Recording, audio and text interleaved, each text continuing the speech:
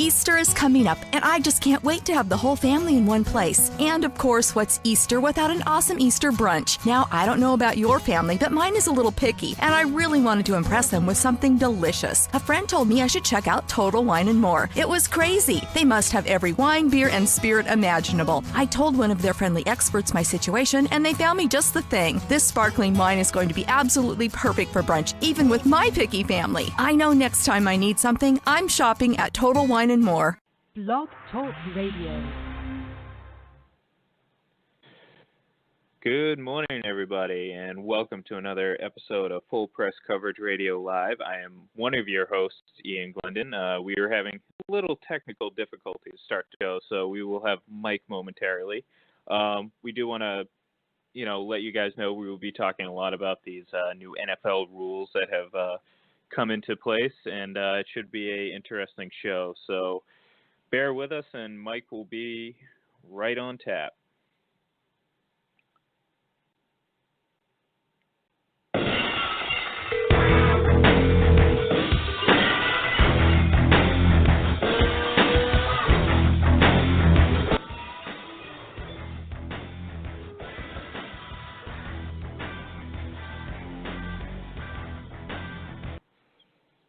And here he is, ladies and gentlemen. Right on time, Mike Debate. Welcome to the show, Mike. Good morning. Oh, hell yeah. Hello. La, la, la. Thank you, Ian. Much appreciated, my friend. Definitely glad to be here on this day, Friday, March 30th, 2018. He is Ian. I am Mike. We are highly caffeinated. We are somewhat opinionated. This is the spot where your feedback is always appreciated. So we thank everybody for joining us this morning. And, yeah, definitely been an interesting week in the world of sports, my friend. Yeah, I was actually kind of worried when, like I said, when we were about to go on air and my studio froze. So it was. I was just glad to have gone on the air before we actually started, so people weren't listening to silence. Although some might actually prefer that as opposed to listening to us, but I guess we'll find that out over time. So, but yes, I am happy to be here. It's been an exciting week. The owners' meetings, as always, brings us plenty of things to talk about, and yeah, it was. Okay, look, I guess we might as well just jump into it because you did mention it is March 30th, which means we are nearly 2 months removed from the Super Bowl, and it's currently 70 degrees here down in Florida. So I just wanted to throw that out here. One of the things that one of the rules that were changed, or at least amended, was the NFL catch rule, and the funny thing is they have decided to implement that rule in the playoffs in the Super Bowl, and look, I'm not going to sit here and start being like, oh, well, the outcome should have been different, this, that, and the other. No, that's not what it is. That's not what we're here to talk about. We're talking about just how just on the cuff, how just reactionary the NFL is, and how they decide to just willy-nilly change things. Because obviously, watching that game, I think more so the Clement touchdown in the back of the end zone, you could argue, based on what the rules were last season. Well, before we get into it, here is the new catch rule. We basically took the catch rule and rewrote it. 3 components of a catch: control, 2 feet or another body part, and a football move. And the football move, we'll give you some examples of reaching, bringing the ball in, a third step, but it's not limited to those examples. So that cleared everything up, right, Mike? Oh, yeah, it's crystal clear. Absolutely. So from what I gather, this obviously makes, more of a argument for the Jesse James non-catch last season. And more importantly, this probably ensures that the Dez Bryant catch from a few years ago is absolutely a catch. I think there's still some discussion in terms of the Jesse James catch. However, they decided to implement this rule, or at least test it out in the playoffs. And Look, like I said, disclaimer, the Patriots lost that game. They had plenty of opportunities, even with certain things that might have gone the other way, to win that game, and they didn't. This isn't that. It's a reaction to the way the NFL decided to change how they're going to rule in the biggest game of the season. And to me, I there's just something that really just gnaws at me, and it has been for the last few days ever since I heard that. How do you feel about that, Mike? Because I'm assuming you're probably kind of along the same lines as where I am with this. Yeah, I'm exactly right there with you. And I think everything that we need to know about how this rule was implemented and what happened as a result of this rule can be summed up in the phrase, Troy Vincent was in the room with the officiating crew when they were doing the replays of this and how they were enforcing that. I don't think it's a stretch to say that, up here in New England especially, I don't want to speak for anybody else, but I will speak for myself. I have about as much respect for Troy Vincent's ability to do his job as I have, respect for an ant trying to push a 2x4 across the street. I just don't think that that to me is what gnaws at me, and like you said, it eats away at you. No one's taking away from what happened in the Super Bowl. I know it's funny. Zach Ertz had his moments this week with a couple of Instagram or Twitter followers or whatever. I think it was Twitter, where he kind of came across and said, I don't know what happened. All I know is that I caught it and we won. Well, yeah, you're absolutely right. I mean, nobody's taking away, and you said that perfectly, and I completely agree with you. No one is looking at this, I don't look at it anyway, as saying, the Patriots got robbed and the Eagles shouldn't have won that game. Patriots had their chances. They had plenty of opportunity to put the Eagles away, and they didn't do it. Credit the Eagles. They won the game. They are the Super Bowl champions. This rule or this enforcing or this revelation doesn't change that. What it does change is the fact that I do believe that there was a specific target. The league has rabbit ears. They knew all the stuff that was going on about all these calls are going in favor of the Patriots. We've got all the eyes in the world on our stage this weekend. They knew what they were doing, and just really, I think, goes to the heart of the integrity of the league. You see Roger Goodell and all these Muppets, basically, that, and I say that with every bit of respect for the actual Muppets, because I think they would do a better job in the front office than some of these guys that you got going on there. I'd much rather see Kermit the Frog than Commissioner Roger Goodell, but that's just my opinion. I truly believe that was on full display, and that's what gnaws at me. It's not so much the way the rule was enforced or anything to that effect. That's just my 2 cents on it. So yeah, I completely agree with you, and I think this opens the door, and we touched upon this last week. I think this opens the door to maybe not so much, maybe shoring up a little bit about what a catch is, but I think you're going to see a ton more fumbles as a result of this. People are going to be going for those football moves before they have possession.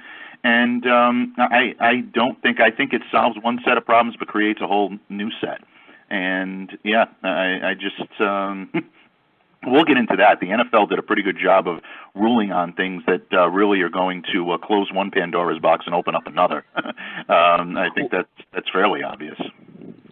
Well, the whole reason why this whole catch deal from the Super Bowl is even an issue is because they decided to, I believe it was Sal Paolantonio and our buddy Chris Mortensen mentioned that that's how the NFL did it, which to me is just crazy. And this is actually here's Sal Pal. He's on Wingo and Golick show, just kind of talking about that subject a little bit. And it was an exchange with you and Chris Mortensen talking about the new catch rules in the NFL, where the both of you basically said you believe those rules were in place in Super Bowl 52 and a couple of instances before there were actually the rules in the record book of the NFL. For all intents and purposes, Trey, they were put into practice during the postseason, and the 2 catches during the Super Bowl were a great illustration of that. And this is not conjecture. This is not rumor.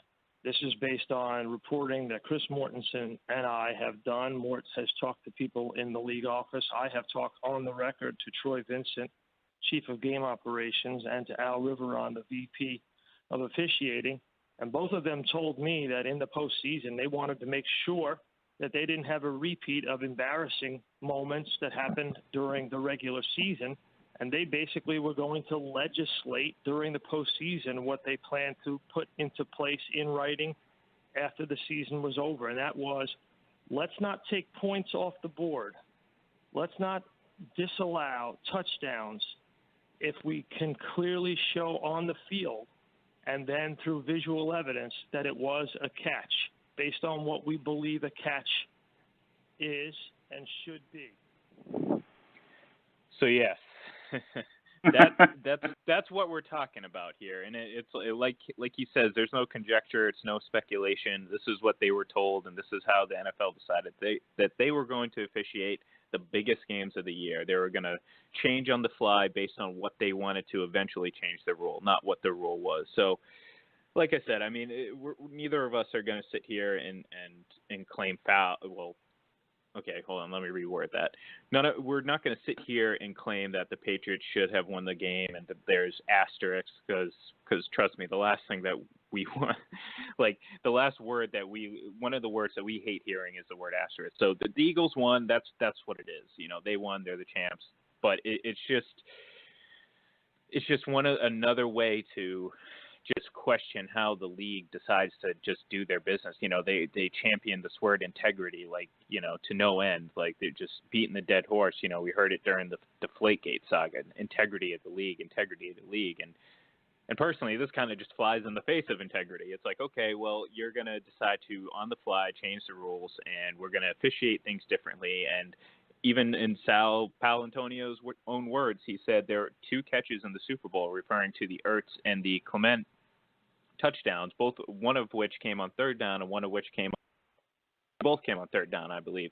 So it's frustrating, and it leaves just a sour taste in your mouth, thinking that, okay, the NFL is, and that's the thing. It's not like this catch rule is any better. And we heard it in Al Riveron's statement just a few moments ago that this is eventually going to lead to probably more fumbles. Do we really know what a catch is still? No. I mean, we won't. Like, yeah. Like, look, I've always kind of been more of a, not that I thought the old rule was perfect.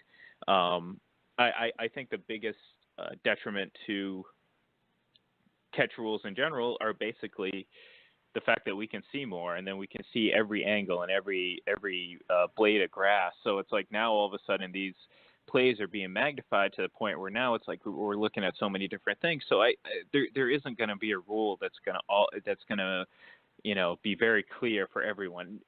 And people say, well, why don't you just, you know, have 5 guys at a bar? Well, because you know what? Usually 5 guys at a bar are drunk, and you know, seriously, a lot of people don't know what they're talking about, myself included, half the time. So I'm not trying to put myself up on a pedestal. Trust me. I mean, like I said, all you got to do is look at my predictions columns.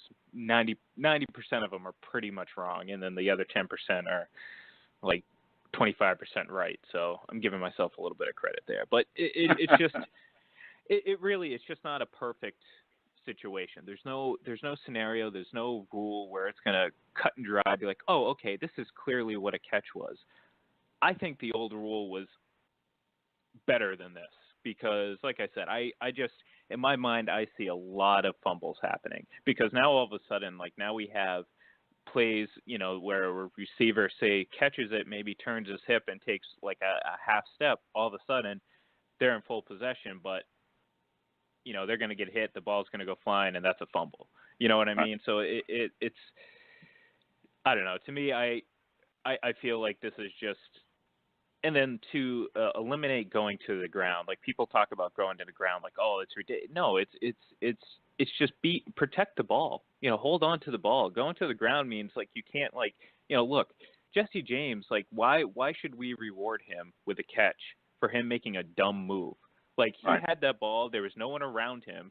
why is he turning to stretch the ball? Oh, because he wants that touchdown. I get it. It's competitiveness. I'm not saying I wouldn't have done the same thing, but in hindsight, you look back at that and you're like, oh man, maybe, I probably shouldn't have done that. I should have just secured the ball and then rolled, and you would have had the same result. So why are we now going to reward players for that? Because, he clearly did not hold on to the ball when he made that move. And when he made that move, he himself up and this whole discussion up to this.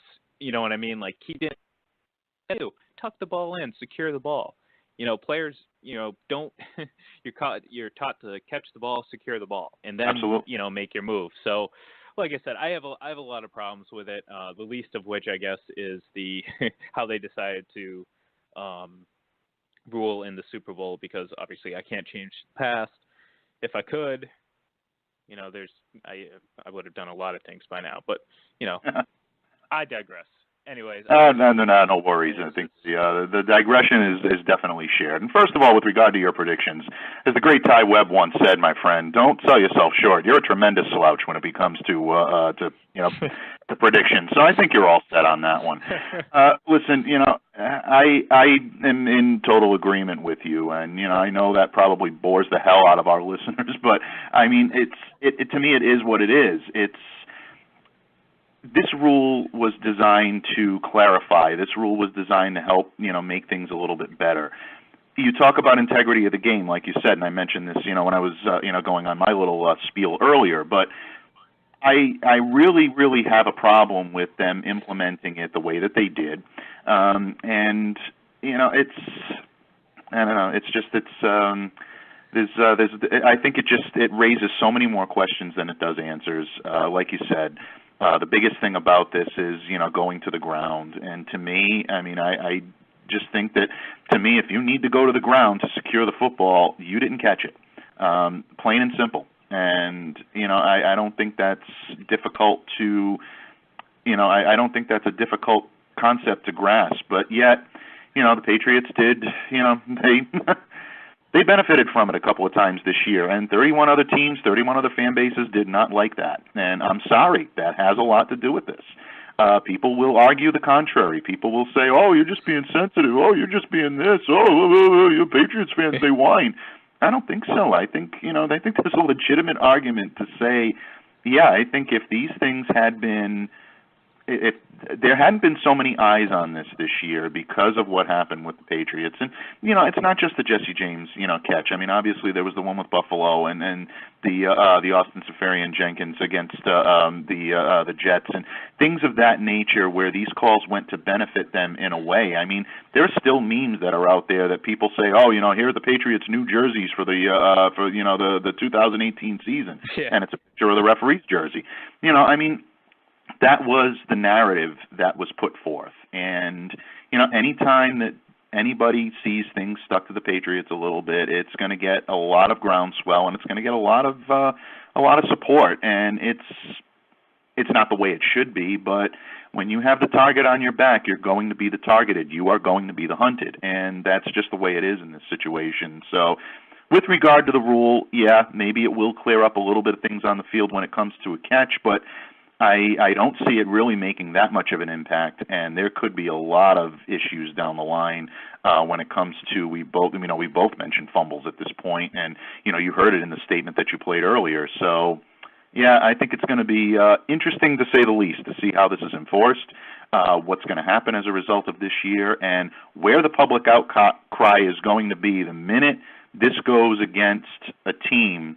And the old rule would have, made it a non-catch, and this rule makes it a catch. I really, really want to see where the public outcry and what the first victim team is going to be out of this, because they are going to be irate as all hell.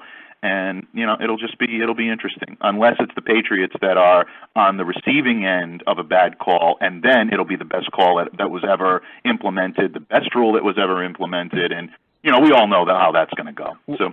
Well, can you sense the bitterness and the sarcastic tones dripping off my voice this morning, my friend? I sensed it before I even called you this morning, so I knew it was coming. Actually, you know what? I have on the fly, on the cuff right here, right now, I have a prediction, and this one I think might actually, have a good chance of coming true. So this is what's going to happen. The Patriots are going to beat the Green Bay Packers in the regular season. You know why? Because Aaron Rodgers is going to throw a pass to Jimmy Graham. He's going to catch it, and he's going to get hit immediately by Jason McCourty, and the ball is going to go loose. And in the past, that would have been, guess what? It would have been incomplete. But now it's a game-changing fumble, and the Patriots go on the win. And all of a sudden, the call that benefits the Patriots is going to draw the ire of the fans because the NFL's darling Aaron Rodgers lost. So that's my prediction. That's what I think is going to happen. As for screw-ups and misinterpretations of the rule, well, that's going to happen week one? Like, I mean, you know exactly what's going to happen. There's going to be some play that's going to piss someone off, some fan base, and they're going to start complaining about the rule, or we're going to have tweets first quarter, the first game of the season, the Thursday night opener. It's going to be so what's a catch? I still don't know what a catch is, and all the memes, and it's like I said, it was just rinse and repeat. It'll be the same thing, except for the fact that like we both mentioned, they decided to change the rules before they implemented them. So, absolutely. It is what it is, and you have to, I guess, kind of move on. I mean, we were moved on. It is, like I said, it's March 30th, but it's just it's hard. It's a tough pill to swallow, to say the least. Yeah, it is. It did, and I think it definitely raised the ire of a lot of Pats fans. I know I got a lot of direct messages this week on Twitter. I got a lot of people. I was around a lot of people this week, so that was always the first question that came up. Oh, this new catch rule. You must be bummed about that. You must be upset. And my response was exactly the same as we had this morning. Yeah, I'm upset, but I'm not upset that they lost the Super Bowl, because to me that's not why they lost.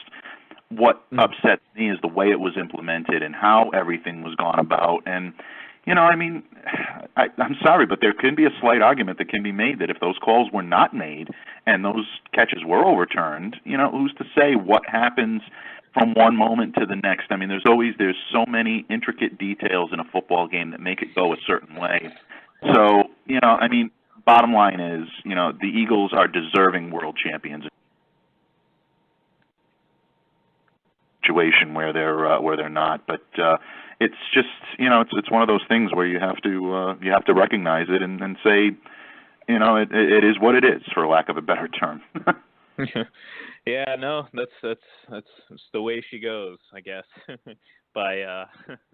I mean, there's really nothing you can do about it. So it's like there's no sense to, and this is what we tell people all the time, from like Raiders and Steelers fans or whatever. It's like, what's the sense in complaining about things for weeks and months? And it's just it is what it is. You have to get over it. The Patriots lost. It's like right now as fans we're looking forward to next season's. As someone who follows and covers the league, we're with this from the aspect of how is it going to affect the league on a whole, because it's like this doesn't always just affect the Patriots. It's always magnified when the Patriots are involved. But you forget about all the other plays throughout the year that maybe happened to the Browns that no one knows about. You know what I mean? Because it's just, but it is what it is. You move on, and there were some other rules. Obviously, it just like every year they're talked about and some are implemented and all that. One I do like is, or I guess one that wasn't implemented was they were going to change pass interference to a 15-yard penalty and remove it as a spot foul. And I thought that was a bad idea, even though I guess it's similar to college rules. But I don't know. I felt like this would just open the door for teams to take advantage of it, especially say a defensive back gets badly beaten. And it's guaranteed that it's going to go past 15 yards. All you got to do is grab the guy and pull the guy down, and it's 15 yards and not a spot foul. I like the rule the way it is now. I feel like too much tweaking, too much changing. It's just not good, and I wouldn't have liked that, the 15-yard spot foul. I don't know how. Yeah, I'm in complete agreement on that as well, and I was glad to see that wasn't implemented, because you hit the nail right on the head. It's too easy to take advantage of, and it's too, becomes far too part of the strategy to just say, "I'll just take the 15 yards." I mean, especially when, from a Patriots standpoint, I mean, we have guys that are really good at being able to draw those fouls. Julian Edelman is one of the best in the game at being able to do it. Brandon Cooks is one of the best in the game at being able to do it. I really was impressed with the way he was able to draw so many this year, and that is a skill. I mean, that's something that a player really, if they can do that and really force a defensive back, sometimes very good defensive backs, into making those types of penalties, it's definitely an advantage. And I'm not just saying on the Patriots end of it. There are a lot of players that do that. I think it also helps to continue with the flow of the game as is. I think pass interference should be a spot foul. I mean, we've been on the Patriots have been on the receiving end and the giving end of those as well. So it's that's one of those rules that I think needed to stay in place, and I'm glad to hear that it did. Well, the funny thing is, too, it wouldn't really even be an issue nowadays if the rules hadn't changed because of Bill Polian back in the day, trying to, remove the contact, because back in the day, a lot of these ticky-tacky little pass interference calls that get made were never even considered pass interference back in the day. So, it's a rule that was implemented to stop the Patriots from being incredibly physical on the line and abusing receivers, i.e. Marvin Harrison, Reggie Wayne, the likes of them. Yep. And now it's working now to their benefit because now they have speedy receivers, like you said, like Brandon Cooks, who even Philip Dorsett, who can open and get past defenders. And if the defender is beat, like, why reward him with giving him a spot foul at just 15, especially if it's 30 yards down the field, you know what I mean? And, of course, you're going to have instances where maybe the call is a bad call, and it's just like any rule, you're going to have those instances. So there's no sense in highlighting those because of all the times they get it right. People only remember the times that they get it wrong, and that's the problem. So people will focus in on certain plays and then completely ignore where it's a beneficial rule. And those are the issues, and that's the cycle that the NFL goes through. And I feel like, we're going through that with the catch rule right now, and I'm just glad that they didn't decide to change this one. Because, like I said, it just, I don't know. I feel like it just would have one more reason to be very frustrated with how and trust me, we haven't even gotten to probably the worst part of it all as to why fans get frustrated and players are starting to get frustrated with some of these rules. So yeah, most definitely, and you hit the nail right on the head. We haven't gotten to the worst of it yet. Well, we'll jump right into that because basically we're doing a lot of we're focusing a lot on these league rules. Actually, you know what? We'll break it up a little bit, and we're actually going to we'll talk a little bit about one of the bigger moves. Actually, since free agency has kind of died down a little bit, one of the big moves recently was Ndamukong Suh, no pun intended, Ndamukong Suh signing with the Rams, which. You look at this Rams team right now. They added Talib, they added Peters, they added Sue. Obviously, they lost guys like Alec Ogletree and whatnot. So, what do you make of this team? Because of course, you see people and say, well, clearly the NFC's favorite, and I can't necessarily disagree with that. Although I would point out that. Philadelphia really hasn't done much to hurt themselves. In fact, I think they probably improved their team a bit. Right. So, I mean, what do you make of this Rams team? Do you think this is – because I feel like they're putting a lot of eggs on basket to go for a title in the next 1 or 2 years because, I mean, Sue looks like he's probably just a one-and-done guy with this team, especially if they want to lock up Aaron Donald and keep Aaron Donald and pay him. And also, it's like, with Aqib Talib, how much longer is he going to play, or is he going to be around for a while? Is he just going to play out the rest of his contract, which is, I think, maybe 2 seasons? So, what do you make of these moves by the Rams? Be careful what you wish for is really, I think, the biggest message that I can give to a Los Angeles Rams fan. Listen, it's LA. They want to do things big. They want to do things with a lot of fanfare, a lot of hype. They're very much, they smelled blood in the water this year in the NFC. The Rams really competed when a lot of people didn't think they were going to, and they deserve a huge amount of credit for that. And I, for one, I'm glad to see the Rams being competitive. It's a good franchise. It's got a big following in LA. I like the players that they have in place. And on paper, this defense is scary, for lack of a better term. They are. You talked about Aaron Donald. You talked about the addition of Ndamukong Suh, Aqib Talib, Marcus Peters. This is a very, very formidable defense. Whether you talk about the line or whether you talk about the secondary, these guys can play, and they can play well. There's no question about it. Here's the caveat. When teams have a tendency to load up the way the Rams are loading up right now, you have to be careful about team continuity. You have to be careful about the way these teams are going to come together and mesh, and you have to be careful about the competition out there that may feel that they're being slighted. We've seen it here in New England. A couple of times when the Patriots have stacked the decks and quote-unquote loaded up, it doesn't always translate into a championship. I remember the 2007 team. That was supposed to be that was 16-0. They loaded up, but in that final game, it wasn't enough for them to defeat a team that was a better cohesive unit, I think, than the Patriots. Maybe not as talented. I think if you play, we've discussed this before, if they played a series, the Patriots would have probably won that series if it was between the two teams. But on any given Sunday, a team can come in and stop them. So I still believe that the Philadelphia Eagles are still the top team in the NFC. I don't think they've done anything to really lessen their stranglehold on that conference. If anything, you were right. I think they've improved. I think they're still the class of that conference simply because they've been there before. They've got the guys in place that know how to do it. They've got good leadership at the top. They play well as a cohesive unit. From top to bottom, you may look at their roster and say, oh, well, the Rams got the players. Look at what they have.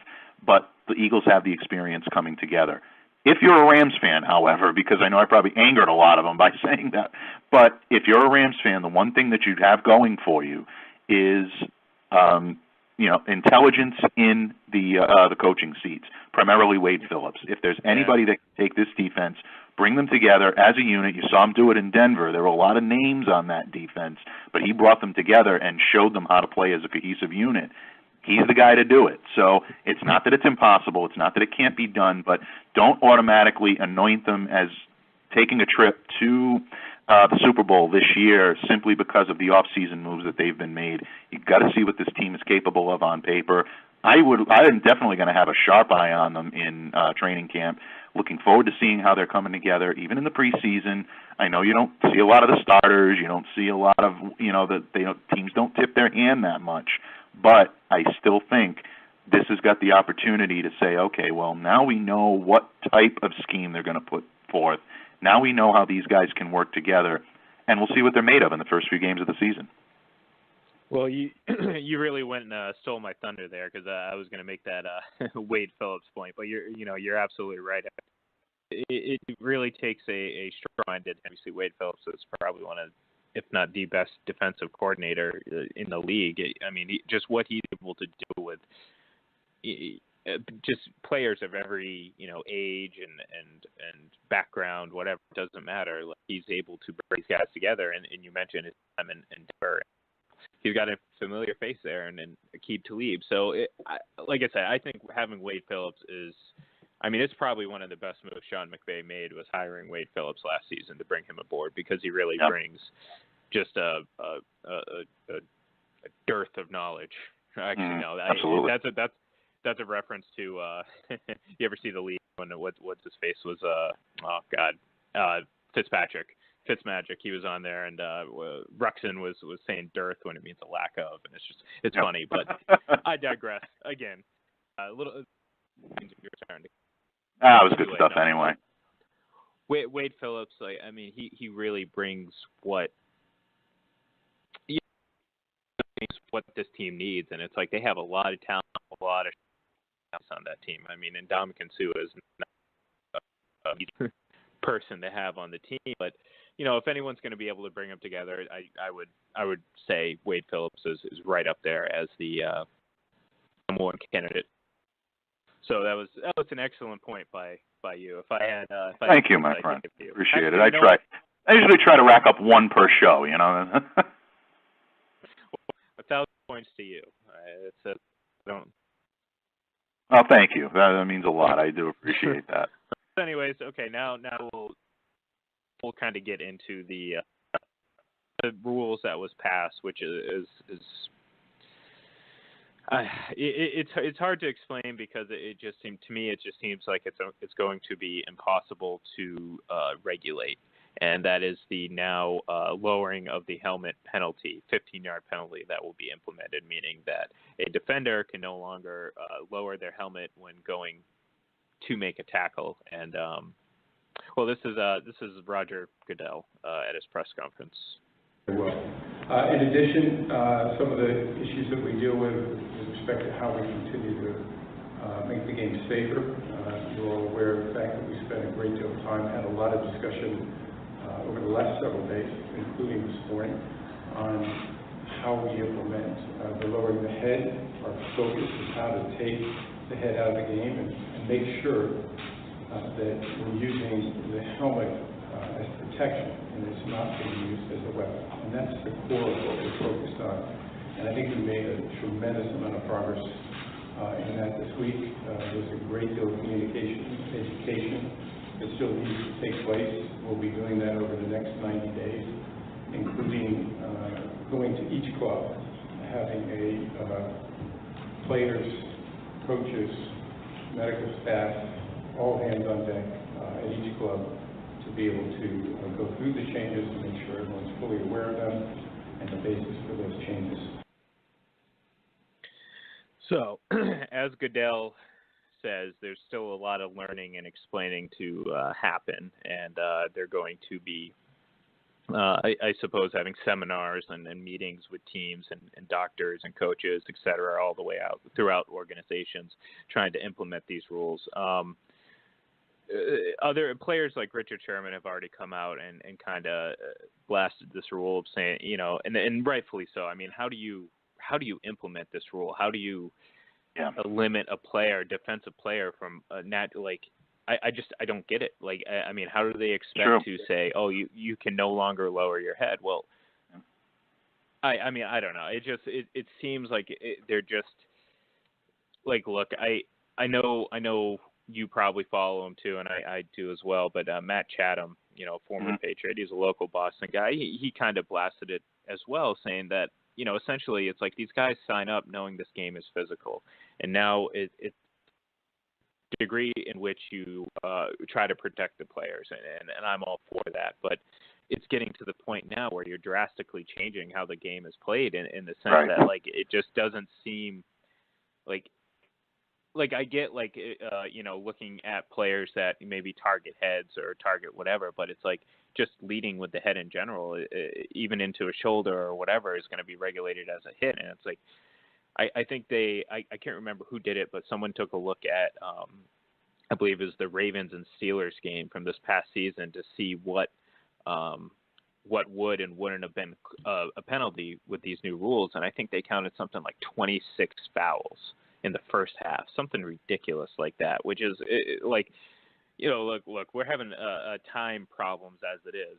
Just imagine penalties after whistles and flags, and it's like we already every time a play finishes, I know everyone always waits and pauses for half a second to a second, just be like, please don't see a yellow thing pop up. Please don't see a yellow. You know what I mean? Like, so it just, I feel like this is just another way that the NFL is just going to bog the game down. And I think it's going to be, no one's going to understand how to regulate it. They're going to try to regulate it one way. They're going to change on the fly. Then it's going to change halfway through the season. And I don't know. Like I said, it just sometimes I just don't have an explanation as to what their thinking is and how they're looking to change the game for the better by doing this. Yeah, I think you're absolutely right. I think Jeff Schwartz put it best from SB Nation. I read a piece that he wrote this week, and he said basically what you just said. Expect that little yellow flag to fly on every play. I mean, you have to expect it on every play. If you don't see it on a play, it's going to be the exception rather than the rule. I mean, pretty much everything now is going to be subject to some type of either review or penalty. This is a tough one. This is a really, really tough one because ultimately the league is trying to ensure player safety. And like you said, nobody's against that. Everybody wants players to be safe. And, Lord knows I can understand, with everything that they've been through with CTE and seeing some of these players and the effects that helmet-to-helmet and concussions have. It's difficult. So naturally, the league felt compelled to do something for safety purposes. May I interject real quick? You may. I don't want to make the NFL seem too much like a sympathetic figure in this, because they were part of the problem to begin with by withholding this information and results of medical tests over the previous year. So they were part of this problem in creating. Oh, you're absolutely right. So, yeah, there's no question about it. So, yeah, so definitely. I mean, there's absolutely no question about that. They created the mess that they were in, and yes, I mean they were compelled to do something to try to help with safety. This to me is not the way to do it, because anybody right now is subject to ejection. You mentioned defenders earlier. Well, the offensive players are now subject to ejection as well when it comes to that. Anyone who initiates helmet-to-helmet contact is subject to ejection right in the game, and it's subject to penalty. It's impossible to enforce as this currently stands. Now, I know they said that they're going to try to narrow down the interpretation. I don't know. I'll believe that when it happens, to be honest with you. I see so many, scenarios, dancing around in my head when it comes to this. Like, let's say you're an offensive lineman and you lower yourself to generate leverage on contact. Well, if the defender moves slightly and lowers himself for contact, the two guys meet helmet to helmet. Who gets ejected? Who initiated contact first? Who is it? Is it the defender or is it the O-lineman?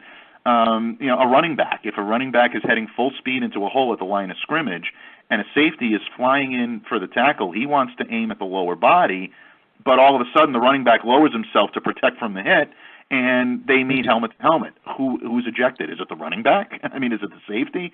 How do you interpret this? It's so difficult to think about how this is going to be interpreted, and the fact that it really is up to the subjugation of the NFL referees. So, yeah, you're absolutely right. What this is going to do is it's going to elongate the game. There's no question about it. They already, are up against it when it comes to, games are going on too long, too many commercial breaks, too many timeouts, too many reviews. Well, guess what? It's going to get worse. And second of all, I also don't believe that in its essence that this really does what the NFL is trying to market it as doing, is protecting its players. It's going to lead to more non-contact injuries, I think, because players are going to hold up. You get these players that are, they're, physical, they're big guys, they hold up, muscles are going to tear, muscles are going to pull. And I get it, it's better having a muscle pull or any type of tear or something like that than a head injury, but let's face it, guys are still going to meet helmet to helmet. You don't have a contact sport like this and not expect something like that to happen, especially in football. So, I don't know. I think this really is a disaster before it starts, and they're really either going to have to seriously revisit this, seriously rewrite it, or they're going to have some magic wand that's going to automatically make this all work. Because in its current state right now, this is not the answer to the problem that they have. No, and that's exactly it. It's eventually, like I said, it's going to end up being they're going to change how they're going to realize. A quarter of the way through the season that they can't regulate it this way. So now all of a sudden calls that were being made in the first month of the season are not being made in the second month of the season. And, this is the problem. And this is how, like I said, this all goes back to how they promote integrity and all this. And the fact that you have rule changes throughout the season, different things are called different ways throughout, the same season. It's just ridiculous, and it really speaks far from integrity, and it just, I don't know. This could be just, we could see how it's implemented. Maybe it's not as bad as what we think, but I mean, to me, it just seems impossible, basically by all the situations that you listed right there. I mean, and most specifically the running back and safety example that you said. It's like, what is a running back supposed to do? Like, lift his head up and run that way, like straight up, like what do you do? I don't know. I guess hopefully they figure these things out in the preseason and realize that maybe this wasn't the absolute correct way to do it. I don't know. Yeah. I mean, like you said, I think they want to appear like they're doing what they can to help the players and keep safety in mind. And I think for them, that's always the fallback and the outlet for them. So whatever they decide to do, they can always say, well, we're trying to make the game safer. And who's really going to question that? You know what I mean? Like they're going to look at that, be like, okay, we can kind of do this and, say this is for the safety of the league, or for the players. But, is that really what they're, looking for? Like I said, like I mentioned before, I mean, for years they covered this stuff up, and it was only until it became, public knowledge and all that they really started to care about the safety and the health of these players. So, does that really, does that really mean now that they're all of a sudden 100% for the safety of the players? I think they are more so than ever. But I mean, I also think that, like I said, they're using this kind of, okay, we're gonna, despite what people say, we can just say it's for the safety of the players, and so be it. But I don't know. It's just, I guess we will see. I think so. I mean, to me, it's likened, and I was talking about this with a couple of our fans of full press coverage that that wanted to get my take on this when it came out, and they were like, Mike, what do you think of the rule? What do you think of what's going on? How is it going to happen? And to me, I mean, I likened it when I spoke with them. I likened it to I'm big on analogies. You know that. Anybody that's read my stuff knows that I'm big on analogies, and I likened it to a kid that makes a mess in the back room in his house, and his parents are coming home. So what does he do? He doesn't have time to clean it up. He makes a smaller mess in the front of the house. So the parents will see that. They get upset about it. They'll talk about that, but it distracts from really what the bigger problem is in the back of the house. And I think that's what this did.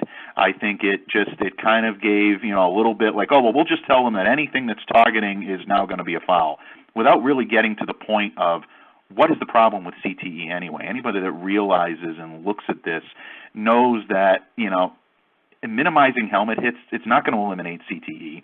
As long as there are every down collisions, players are going to be at risk of brain injuries from any type of an impact. So, there are going to be few bigger hits.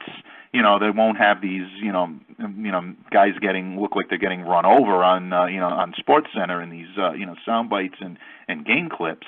But, and the other thing is it's also going to lead to, I think, a lot more offense. I think it's going to lead to a lot more points being put on the board. Maybe the fantasy, world had a little something to say about this as well. I mean, that's speculation on my part, but, those things do run through your mind when you see rules implemented like this. So I think we'll see. Like you said, we will see, and it'll be interesting to see what's going to happen. But I know a lot of the players, especially the players in the secondary, are very, very concerned about this. You saw guys, very well respected guys in the secondary like Josh Norman, Richard Sherman. I think Lorenzo Alexander, the Buffalo Bills. All these guys came out this past week and really expressed their concern as to what this could mean for them, what this could mean for the game, and what this means for the gameplay on the field. So, best of luck to the NFL on this, and whatever happens. But I think they may have, like I said, I think they may have created a much bigger mess behind the scenes by trying to make a smaller one to kind of distract us as to what's going on. No, and that's the thing. It's good luck. Good luck to Phil. Good luck to the officials. And good luck to Al Riveron. Good luck to, well, not really good luck to Roger Goodell, because he's. We never wish good luck to Roger Goodell here. No. No, I feel like it's just going to be another season of him just, doing what he does. Roger Dodger. Yeah, that's what it is. Just dodging and dipping and diving. It's just, that's what he is. He's a deflector tool. He'll go up there and he'll get berated with questions about how poorly this catch rule was officiated in week 1 and week 3, and then how is it that all these guys, there was there was 15 penalties in the first half in this game between the Steelers and the Bengals, or the Steelers and the Ravens. So it's like it's just going to be another season of that, and that's what it is. That's what he's good for. He'll go up there and he'll go up there and say a bunch of words and not answer a single question.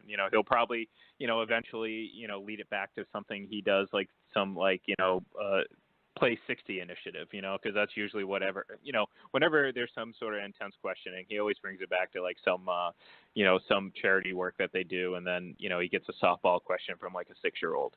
So that's a Roger Goodell press conference for you. So oh yeah. I don't know.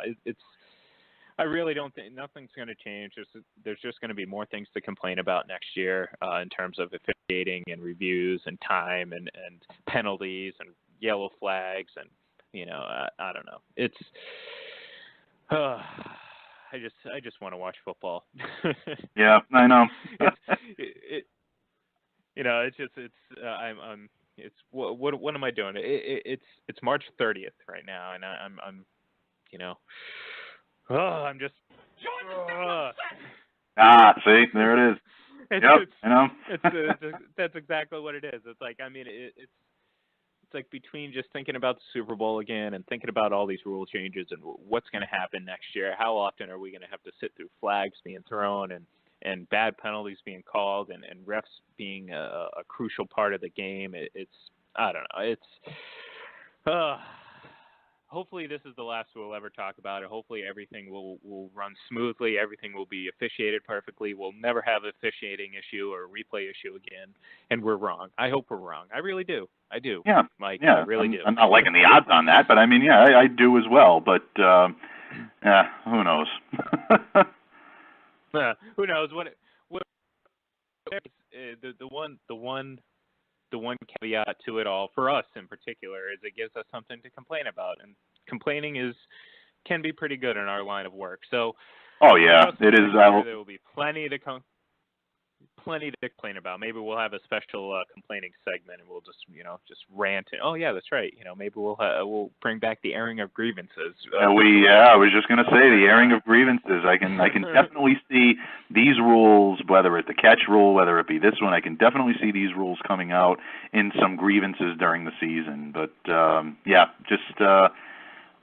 always never a dull moment when it comes to the NFL, though. They always keep things interesting. They always make themselves relevant, and I mean, everybody knows, damn well that this is not going to be, smoothly officiated from any aspect of it. None of these rules are, and there's always going to be issues. There's always going to be problems, and you can't please everyone. I get that, but I think to me, what I saw this week created so many more questions than answers, and if you're the NFL, that's not the way you want to do it. I know they received a lot of praise for the catch rule implementations.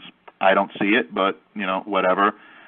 I guess they won the national PR battle when it comes to this, but this one is really, when it comes to targeting, is really being universally scrutinized. And I can't say that I blame anybody that I've read. It just, to me, there's so much gray area on this, and I think they might have rushed it a little bit.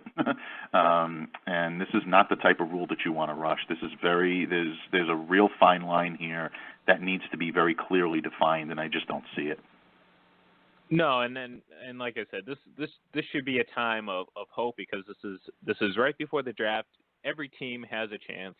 We should be excited for the season, but yet we're already focused on how much it's going to be different and how much it's going to be a problem moving forward. But hey, like I said, I mean, we're just on the cusp of April, meaning it's draft month and everyone's excited, and we should be. Let's you know what, I'm having a little change of heart. Let's move past these rules. I'm getting a little too amped up. I've had a little bit too much caffeine this morning. We're all excited about the draft. It's coming up in about a month, and I know, as you being the Patriots managing editor for FullPressCoverage.com, you have your mock draft pick coming up in just a few days. So I know you wanted to tease it a little bit last week, so I want to give you the floor to kind of give our listeners, of which there are thousands and thousands, millions and millions. Yes, millions and millions. Yes, thank you, my friend. I appreciate the forum for that, and I'm not going to give away what my pick will be. You're going to have to stay tuned to fullpresscoverage.com this week for that. I know everyone is waiting on that very, very closely, and they can't wait for it. It's one of the most anticipated things, I think, going on this week. The April, comes in on Sunday, and the Patriots pick comes in this week, so everybody's going to be right on edge doing that.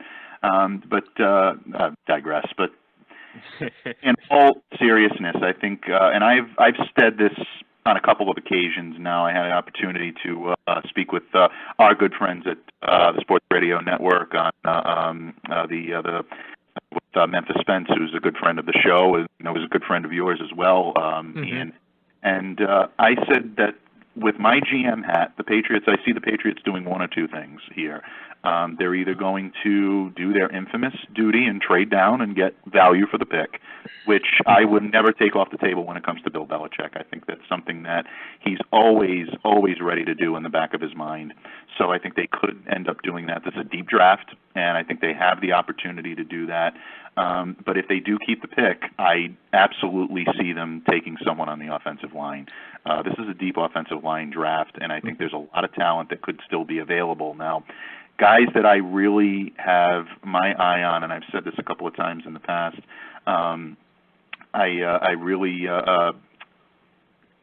I personally love Connor Williams from Texas. I don't believe he'll be there when the Patriots draft. I think he'll already be off the board. He's already off of our mock draft board, so obviously he's off my radar. I don't see that unless they make the move to trade up, which you always expect the unexpected from Bill Belichick when it comes to the draft. I think he's proven that in so many different occasions that you think you know which way he's going to go, and then he completely turns the world on its ear. And I've heard so many guys on the Patriots beat, either speaking to them privately or hearing them in public say, don't think you know what he's going to do, because you don't know what he's going to do. Only Bill knows what he's going to do. And, that very close circle of trust that he's got around him probably do, and even they may not know for sure. I think that's exactly what's going to happen here. But Connor Williams is like pie in the sky to me. The guy that I keep coming back to is Mike McGlinchey from Notre Dame. I know he's been difficult in terms of, people assessing him as to how he's going to go. A lot of people think he may be off the board by then. I've heard people say that he's definitely a first-round talent.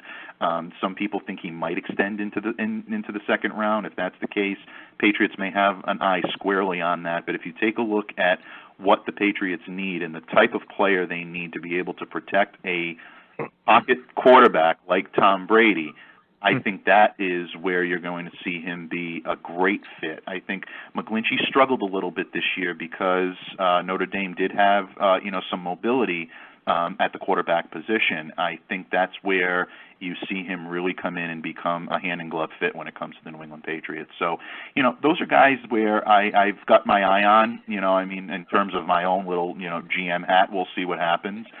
Who knows? I may end up taking the best player available, my friend. Looking at the board and saying, yep, that's the guy, we're taking him. But this could be interesting. We'll see what happens. But in terms of thinking about what the Patriots will actually do, because there's one thing that the Patriots know is do not listen to me. No, in all fairness, those are the two things that I see happening when it comes to the Patriots.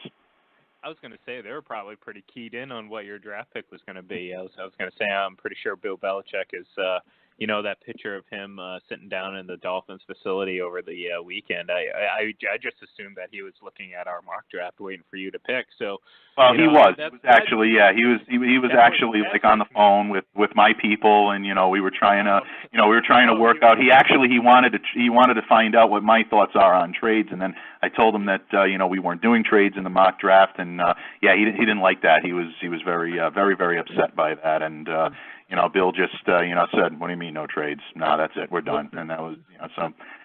Yeah. so you wait a minute. So you have people now? Wait, Oh yeah, I've got a whole entourage. You kidding me? Okay, all right. Yeah, I'm like Mr. T in WrestleMania 1. You know, showing up with my entourage at the door. You know, that's just the way it's going to be, my friend. There you go. You know, I can see it now. We might have to give you a haircut though to truly resemble that. Oh yeah, the mohawk. Yeah, that somehow that just I will not be able to pull off that look. I just don't think that I'll really be. You know, I think I'll look absolutely ridiculous. T did that so well. I'll leave that one to him. Fair enough. I don't even remember what we were originally talking about now. Now we're talking about Mr. T. That doesn't matter what we're talking about. There you go. No, I remember what it was. I was praising you for your draft accuracy. Oh, thank you. Yes. Yeah. The brass over at One Patriot Place is surely tuned into what you're going to pick. But no, I'm with you in the sense that you know, it feels like this is going to be a lineman type of draft, or you know, like you said, you never rule out them trading down, and even then, you know, picking a lineman. You know, they have the you know, they have a, compared to last year especially, they have a good number of picks, and you can always expect that to grow as draft day comes, because we don't expect them, especially given their current cap situation, you don't expect them to use those picks to trade for any veteran talent. So this is definitely a year where they're going to have to replenish that offensive line, and I think people are still a little befuddled by the departure of Nate Solder, but you know, you have to remember that not only did you re-sign Lager and Waddle, you know, you still have David Andrews at center, and you're also getting Marcus Cannon back at right tackle, who, you know, is arguably one of the best right tackles in the entire league. So, you know, you got to think that the strength of this team is still going to be in the offensive line, regardless of who they eventually end up drafting. Because, you know, like, you know, we mentioned it, you know, probably a couple weeks ago when this news first broke. And it's, you know, who knew who was excited for Nate Solder, the 31st pick in the 2011 draft or whatever it was. You know what I mean? Was like Nate Solder out of, you know, was it Colorado State or whatever. And it's like, he turned out to be a pretty damn good player and almost immediately. So, you know, like I said, it's hard to get too worried about this team, especially given the moves that they have made since the start of free. And with the draft coming up in just over a month, it's you know, it'll be interesting to see where they eventually head. But I do feel like, you know, like you said, the offensive line is going to be the probably the focus, which naturally means that they're probably going to draft a cornerback in the first round or something like that. You exactly. Know, or yeah. So I mean, you know, it's really I'm sorry. Go ahead. Crapshoot. No, I was just going to say crapshoot. I mean, you know, what do we know? You know, like I said, you know, Bill Belichick, you know, he could be sitting there, and here's the thing. It's like, you know, they don't go into the day knowing what they're going to do, because, you know, you think of it this way, and the prime, you know, I'll get to an example that we can all relate to, and it's, you know, where they are in the first round, you know, they get approached by desperate teams looking to jump back in and take a player that they feel is going to be the player to bring them to the next level, where the Patriots aren't really looking at it that way. And, you know, case in point is how, you know, the Patriots, you know, traded away their 29th overall pick to the Vikings a few years back so they could draft Cordero Patterson, you know, because he was going to be that game-changing wide receiver, and the Patriots ended up getting, you know, Logan Ryan out of that trade, and, you know, now I'm blanking on who exactly, but it was a haul for them. And, you know, now you look at it, and guess who's on the Patriots after, you know, bouncing around from the Raiders, you know, from Vikings to the Raiders, is Cordero Patterson. So it's like, you know, the Patriots are sitting there, and they have an idea of obviously who they're going to want to take and who's available, but they're not locked into saying, like, we are drafting in the first round. If someone comes to them, you know, if you know, the you know, Steelers are drafting with the whatever it is, the 29th pick or the 30th pick or whatever, and you know, someone calls the Patriots the last second and be like, look, we really want to jump in and take, you know, the first overall pick, and we'll give you a, you know, a second and, you know, maybe even a first next year, who knows, or you know, another later pick. So it's like, you know, the Patriots aren't going to be like, no, take it, and, you know, we'll go get a couple other players that we know that are going to fit the system. So, it's really, that's why it's a crapshoot with the Patriots, because they're not locked into what they want to do, and generally they do pretty well on draft day, and drafting certain players in the second round, but so be it. Everyone has their flaws, so. Yeah, absolutely.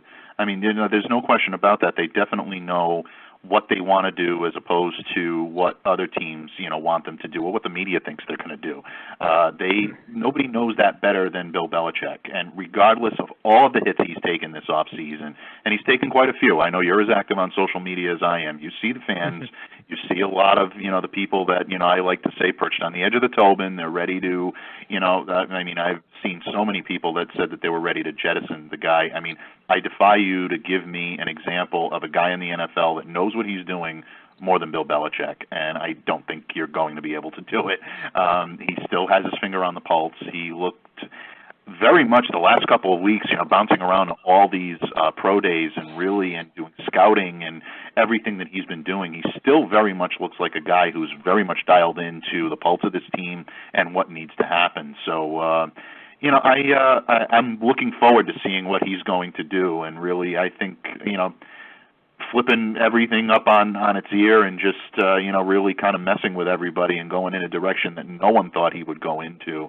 Like I said, offensive line is definitely an area where you would think logically that they're going to be looking at it. I mean, on paper right now, I think they, in terms of offensive tackles, I think, like you mentioned, Marcus Cannon coming back, that's huge.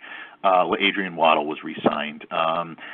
A guy that's very interesting to me is Tony Garcia. Tony came in with a lot of pedigree, a lot of high hopes. Obviously, last season was a nightmare for him in so many ways, and I, for one, am really, really happy to see him return. I got a chance to hear a little bit about Tony Garcia in training camp last year, and so many people just, talking about him so well, and what he brought to the table, and, and his knowledge, and what he's, what the ceiling for him is very high. I don't know how much realistically you can expect out of him physically this year. He's going to come back from a serious medical condition. He's going to essentially be a rookie, once again, missed all of last season, really didn't get a chance to go through any of the main preparations that he would need. So that's going to be interesting. They signed Matt Tobin from Seattle. Cole Croston is also on the roster as well. Good article that I read earlier this week by Ryan Hannibal of WEEI, who really kind of put an argument in that Croston could end up surprising some people this year. He could be like a dark horse on the offensive line that might be able to take that next step. Last year, he was just too far down the depth chart for anybody to really see. But he's making the argument that this guy could emerge as someone that you might hear his name a little more than you thought this year. So it's interesting. But you would think that the Patriots are going to want to use that pick on someone that's young, someone that is going to be able to take the hits, be an endurance-type offensive lineman to protect your most important asset, a 41-year-old Tom Brady, who will be 41 this year on opening day. So that's a big, tall task. I said a couple of weeks ago, I think that's the most important job in Boston, is the guy that has to protect Tom Brady's blind side. So we'll see. We'll see what happens. But the draft is always interesting when it comes to the Patriots, because no one can ever figure out what they're going to do. Well, and that's the thing too. It's like, this is really overreaction season. Every move is either the be all end all or the downfall of certain teams, and really, like, who in March knew about Malcolm Butler, prior to 2014, March of 2014, you know what I mean? So it's like, you don't know where these players are going to come from. You never, sometimes these guys, who would have thought that Dave Andrews, an undrafted, was going to come in and take Brian Stork's job, a player who, in his first season, was started for a Super Bowl contending, winning team. So it's like, how do you begin to know where these guys are going to come from? So it's like, to me, you just gotta take everything for what it is. And you brought up a great point about Tony Garcia. That's the thing. It's like, he missed all of last season, and he was a fairly, I don't want to say highly touted prospect, but he's got some potential. end up being like, that guy that, surprises everyone in his first season, actually playing. So, it'll be interesting to see, but I do in the spirit of overreaction season, I'm gonna put you on the spot here. Who are your top 5 teams right now before the draft? Oh, wow. Okay. Yeah. I still say I have to put the Eagles at number 1. They're the champs. I don't think anybody's done anything to completely and utterly dethrone them. I think they are still the class of the NFL. Can I get that song to play every time I wake up? I would love that. That's gonna be my wake up tone now on my my alarm clock. I definitely love that. That's great. That's awesome. In the spirit of having technical difficulties, I tried to press play right as you were starting to break your top 5. So unfortunately, the timing was off a little bit. But like I said, this is Mike Debate with his top 5 teams in the NFL. Go ahead, Mike. Thank you, Ian. The play-in song is definitely something that is very humbling, and I really want to have that. You know what? I can't pull that off this morning. I haven't had enough coffee to be able to do it. But no, in all kidding aside, yeah, I love that. By the way, I'll get you for that one. Basically, yes, the Philadelphia Eagles to me are still the top team in the league. I don't think anybody's done anything to unseat them or dethrone them. So I still give them that top spot. Number 2, I still give it to your and my New England Patriots. I still think that as a whole, they've taken some hits. Yes, they've gone a little bit below the radar when it comes to bringing in some of the big name free agents. But I like the moves that they've made to counteract what they've lost. It's going to be a big challenge to fill the hole on the offensive line, but they have the personnel to be able to do it, and if they can bring somebody in via the draft that shores up that offensive line, it's hard to say where they've really taken a huge step back. I mean, yeah, you can make the argument maybe at running back, maybe at cornerback. I think those are 2 positions that I still see them aggressively pursuing. I think when you talk about receiving core, I mean, I think they have one of the deepest receiving cores in the league, so I still see them as the number 2 team in the league. Number 3 will probably surprise some people. I will give number 3 to the Minnesota Vikings. I think that the Vikings were on the cusp of being able to push through last year, have that one moment that allowed them to be able to host a Super Bowl. Naturally, I mean, it didn't end the way they wanted it to. They got beat pretty handily by the Philadelphia Eagles, but I think the addition of Kirk Cousins shores that up, gives them the quarterback and the established franchise quarterback that they've been lacking, for a number of years. Yearning. So yes, yearning, absolutely. So I think that that really shores that up. So I give the number 3 spot to the Minnesota Vikings. Number 4, I got to give it to the LA Rams. They've really made some unbelievable strides, and I think really leapfrogged that defense to where they were even last year. And even last year, they had a pretty impressive defense.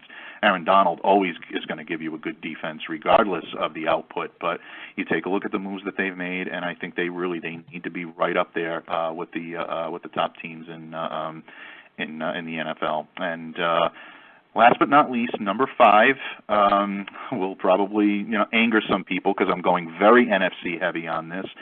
But I got to give it to the New Orleans Saints. I think the Saints were, they were close to being able to defeat Minnesota, bringing back Drew Brees this year.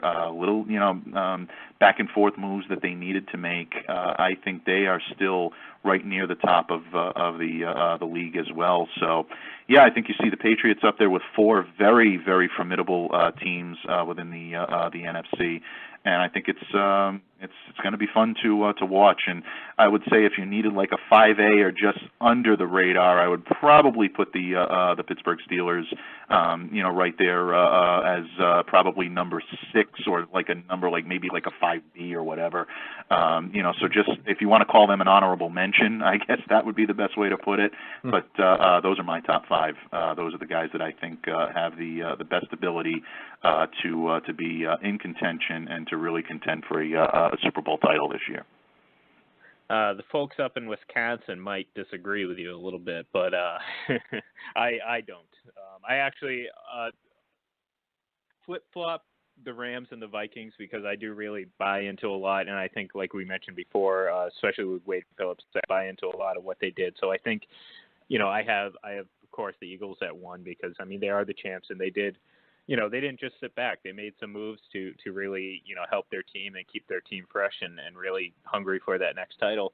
Then much of what you said about the Patriots, I agree with. So, I think they're still the second best team in the league, and everyone's like, oh my God, they lost Danny Amendola. And look, like, it's hard to measure his clutchness in certain situations. But he was clutch for us. However, the reality was, he was a number 5, possibly number 6 receiver on this very deep depth chart for a receiver for the Patriots. So, in reality, you're not losing a lot of snaps. Let's put it that way. Where we differ is I have the Rams ahead of the Vikings. So, like I said, I really think that they come in and they're the number 3 team. I think that defense is they grew very quickly last year under Sean McVay, and I think they're poised to really take that next step. And I think they've added players that may have some character or professional concerns, whether it's the history Ndamukong Suh has, or even Aqib Talib. Although we know, as watching him with the Patriots, I think it's a little bit more overblown with Talib. I think he's loud and he says what he wants, but I think teams will put up with it because he's a pretty damn good player. Maybe only for a little while, but that's really what the Rams need. And then the Vikings. I think as good as Case Keenum was, Kirk Cousins makes them a better team. He can make throws that Keenum can't. Cousins, he's just a better player. There's a lot of don't kid yourself. There is a lot of pressure on Kirk Cousins. Like this is his career defined right here is what he does with the Vikings. So, whether or not he folds or capitalizes on that pressure, I don't know. And then the Saints. I think Drew Brees and the offense, obviously they're going to do what they're doing. That defense suppressed a lot last year, and I think they're even better now. So, those are my top 5 teams as well. Obviously, with the 2 in the middle switch, but I'd say your analysis was pretty on point. Well, thank you, my friend. I appreciate that, and I can understand the flip flopping of the Rams and the Vikings. To me, I think it's the thought of the unknown as opposed to the thought of the known that gave me the nod to give Minnesota a little bit of an edge, simply because that I think there's a lot of new parts on the Rams defense. It's just about that coming all together. And I know you mentioned our listeners from Wisconsin earlier. Listen, nobody's going to take away from what Aaron Rodgers and the Green Bay Packers are going to be able to do. They're going to be right in the thick of things. There's no question about it. But to me, they have to prove that they can do it on the defensive side of the ball before you really start to take them seriously.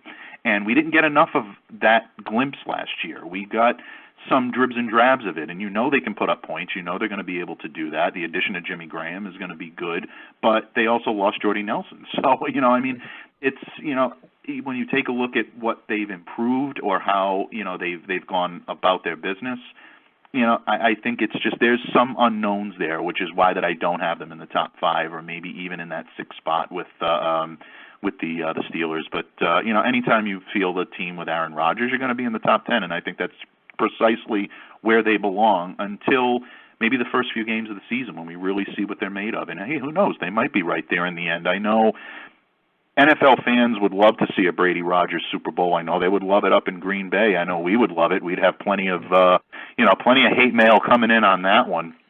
Me personally, I would love to see Patriots-Rams. I think it would be hilarious to be able to, in the middle of a Super Bowl, be chanting "Beat LA, beat LA." How great would that be? To be able to say like, "Oh, you know what? We're doing this in the Super Bowl. This is not the NBA Finals. This is the Super Bowl." Yelling "Beat LA." So, I think that would be fun, just from a pure, fan standpoint. But there's a long way to go before we even get to thinking about that.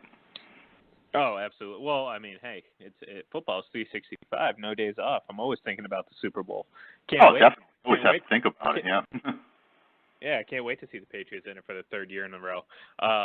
One thing that we, kind of keeping on the track, because we're going to segue into something that you were fortunate to be able to do last weekend.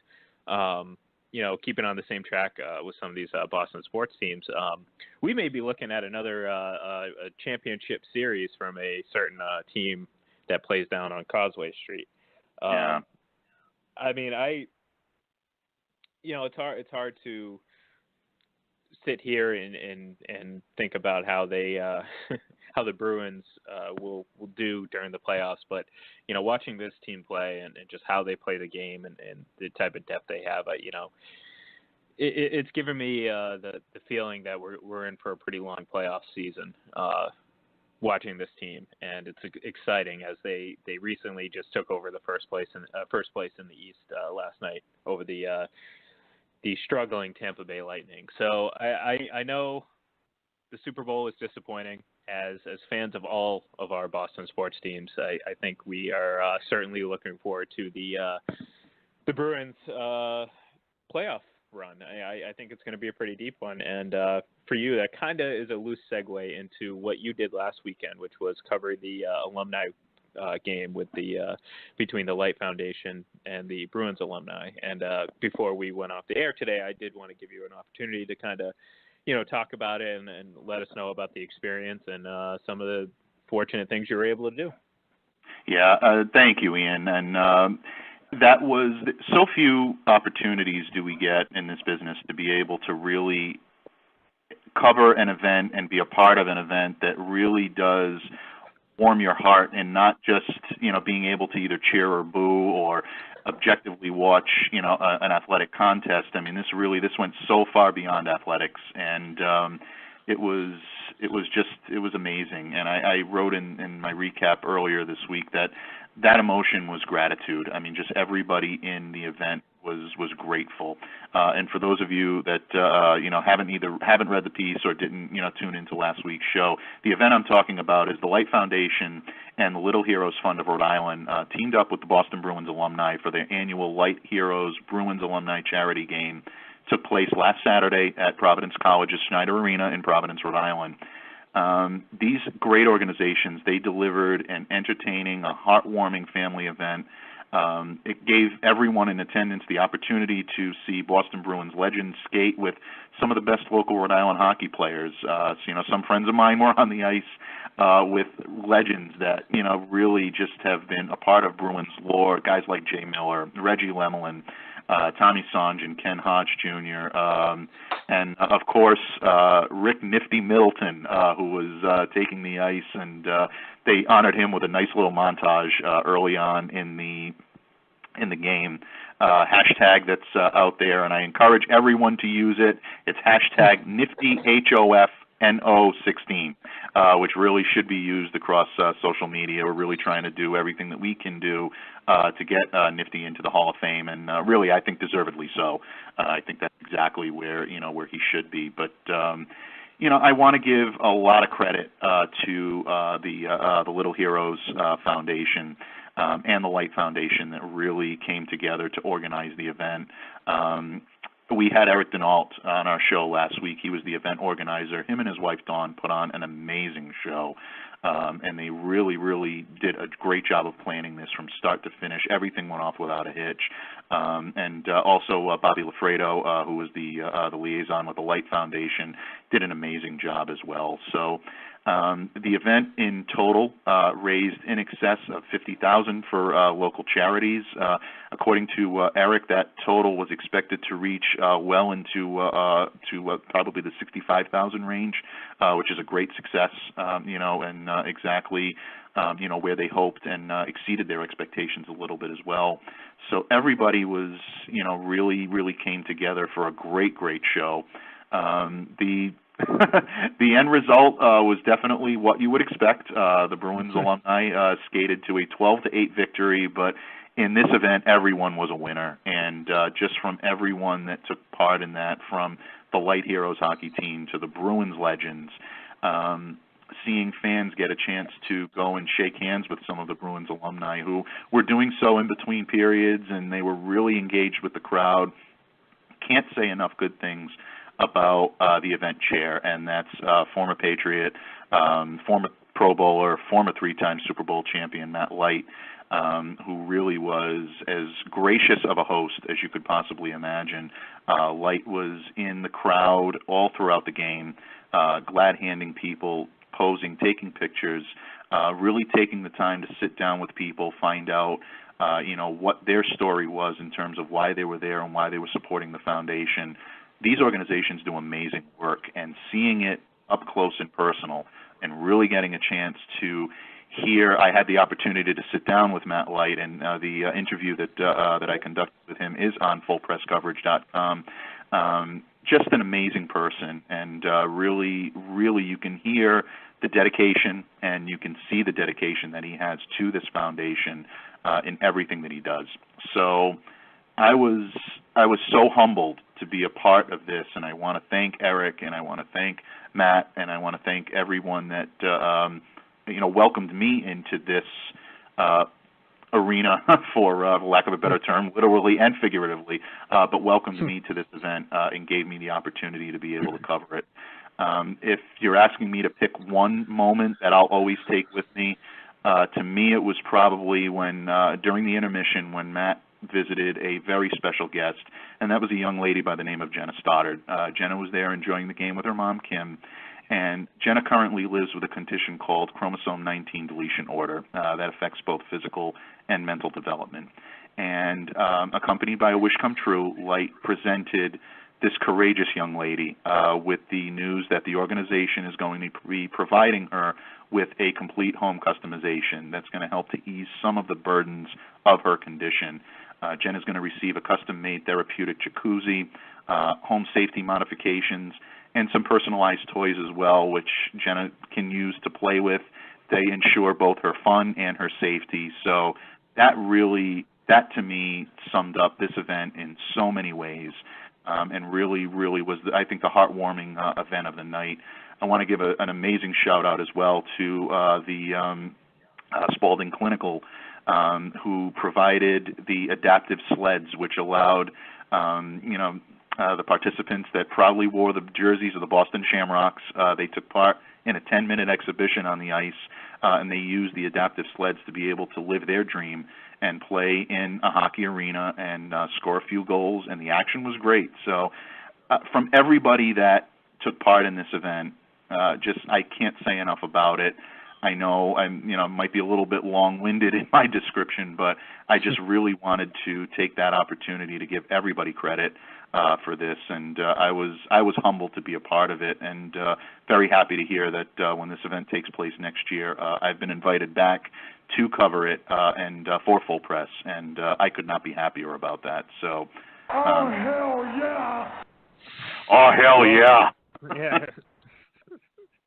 Had to get that one in there. No, I agree. I mean, trust me, I would have given you the full 2 hours to talk about it if you wanted to. I mean, it was a great opportunity that you were able to experience, and it's a great thing to be, have done such a good job that they want you back. So congratulations on that, and we're looking forward to. Maybe next year we'll up the coverage budget, and maybe we'll get some really good interactive pieces from you down there, and maybe you'll have a mohawk by then too. So it could be, yeah, definitely. I might do that. I might be able to, we can do the before and after photos. Like, yeah, this is when he was normal, and this is when he went off the deep end. But no, all kidding aside, I mean, it's just that you really enjoyed seeing so many of these guys, especially a guy like Matt Light, but all the Boston Bruins alumni as well. I mean, these guys they're down to earth, normal guys, and they're heroes of ours. I know we grew up watching these guys on the ice, especially seeing Reggie Lemelin take the ice, and Nifty and Ken Hodge, and so many of these guys that you watch and you've seen so many times take the Garden ice. Just interacting with people and shaking hands, and just really genuinely appreciative. Them thanking people for coming to their event.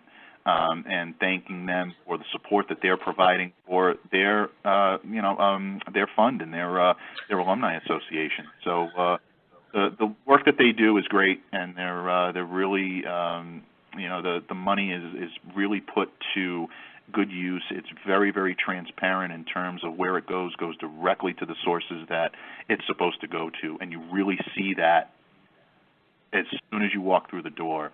What the goal of this event is, and they succeed. They succeed in every way possible. So I was very humbled to be a part of the event.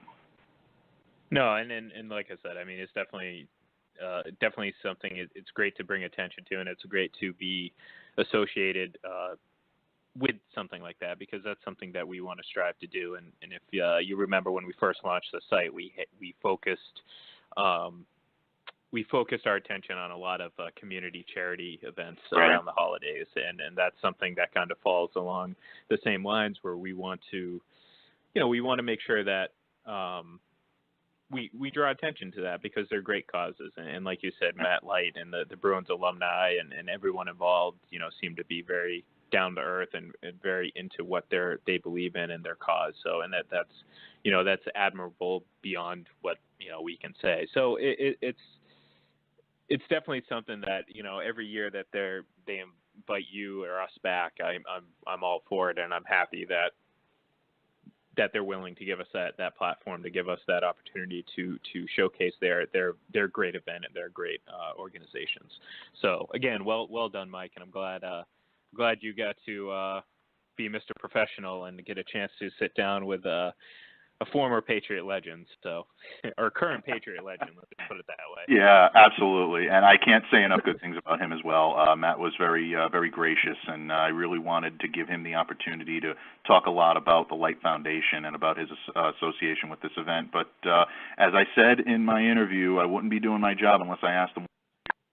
So he had a message for Patriots fans, and I encourage any of our listeners that haven't to go out there. If you are a Patriots fan, listen to that, because this is a guy in the locker room. He knows what he's talking about, and he basically wants Patriots fans to put the brakes on and relax a little bit. Those guys that are in the brain trust in One Patriots Place, they generally know what they're doing. So trust in the system, I think, was his message, and it was great to get his take on that as well.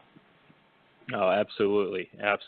Well, like Mike said, if you want to check out that interview, you can search for us on YouTube. We have a brand new YouTube channel that has all of our podcasts and live broadcasts and some other video stuff that we have planned down the pipeline. So just go ahead and go to YouTube and search Full Press Coverage.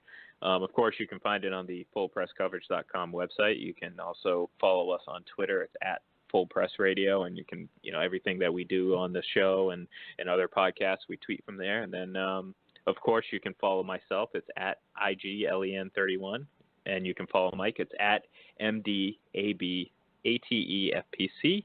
And finally, you can follow our main account. It's at FPC_NFL.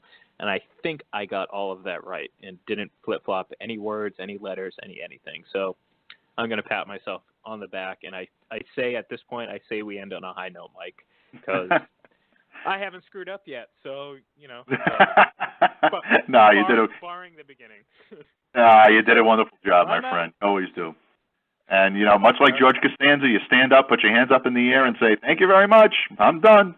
So, yep, I'm out. But, no, thank you to everyone that's listened. Ian said it best. And, definitely stay tuned to Full Press Coverage. We still have our mock draft in in progress as we speak, and we look forward to that. Some great draft coverage coming down the pike this week, as well as a lot of our NHL coverage, Major League Baseball coverage, and NBA coverage that's really going to really hit some strides this week as we approach the playoffs, as the MLB season kicks off. Just a lot of content coming your way, and stick with us because you'll definitely be glad you did. Some really great things coming down the pike from our managing editors, our writers, and everybody that works under the Full Press umbrella is working really, really hard to bring you the best coverage that we possibly can. So thank you for support, and we look forward to keeping to bring you the content as only we can do it. And couldn't have said it any better myself. And to that, I say, have a great morning, Mike. Great afternoon. Enjoy the balmy weather up there in the Northeast. And to everyone listening, you guys have a great morning, and we will see you next week. Will do. See you next week. Happy Easter, everyone, to those celebrating this weekend. Roger, Dodger. Easter is coming up, and I just can't wait to have the whole family in one place. And of course, what's Easter without an awesome Easter brunch? Now, I don't know about your family, but mine is a little picky, and I really wanted to impress them with something delicious. A friend told me I should check out Total Wine & More. It was crazy. They must have every wine, beer, and spirit imaginable. I told one of their friendly experts my situation, and they found me just the thing. This sparkling wine is going to be absolutely perfect for brunch, even with my picky family. I know next time I need something, I'm shopping at Total Wine & More. Welcome to Total Wine & More. It's much more than a wine store. It's the 8th wonder of the world. When people talk about Total Wine & More, they get a little carried away. We're just a big, friendly place run by people with a passion for wine, beer, and spirits. 8,000 different wines, 2,500 different beers, 3,000 spirits, and friendly, helpful experts at every turn. You know what? Maybe we are the 8th wonder of the world. Shop in store or online at TotalWine.com.